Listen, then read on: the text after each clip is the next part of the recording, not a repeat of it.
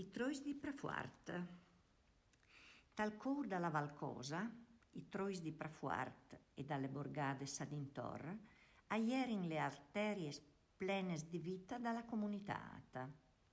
In un territori che qualchidun al definisse il labirinto geografico, queste stradutes aierin fondamentali per la vita dalla gente di chi.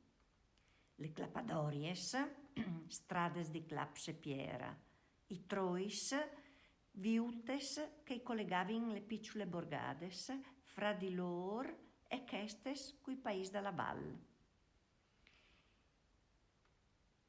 Troi che scurtavin distanze lontane da fa a piedi.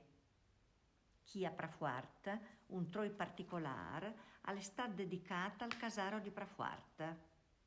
Edoardo Bortolussi, conosciuto da tutti come Edoardo.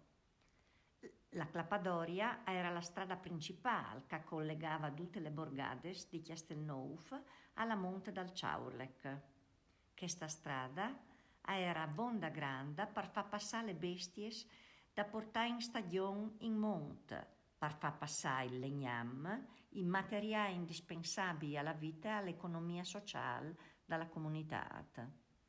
La vita di una volta si muoveva di continuo su questi trois. La gente a piedi e a mano trasportava in tal cos col buinc lens, latte, aga, blava, con ogni tempo che fosse sorrelli o che fosse ploia. Le rivendicules a piedi e sevin fin alla bassa, a barattà, ducce che podevin, frus della chiera, coccoles, distignes. I omins, con la biela stagione, emigravin per sia lavorare di murador o di carpentiere in tei cantieri in Italia, a Milano, ma anche in Svizzera e ad intorno al monte. Queste stradutes han aiutato passare le guerre e le miseries, pericolose ma importanti vie di comunicazione strategica alla fine della seconda guerra mondiale e in tale resistenza. Pai trois la gente si muoveva in compagnia e chiacchierante si dava una mano sia con le paravoles sia in tei lavori di ogni dì.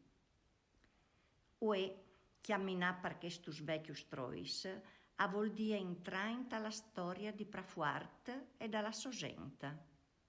Chiamminata alla natura, caduta comeda e tutta quierce. Chiamminà vicin a gente che ven da lontano e in compagnia squiergi la ricchezza e la semplicità dalla cultura di Prafuart in tale storia. Per sapere di più sulla storia dal Borg, continuai la lettura dal testo.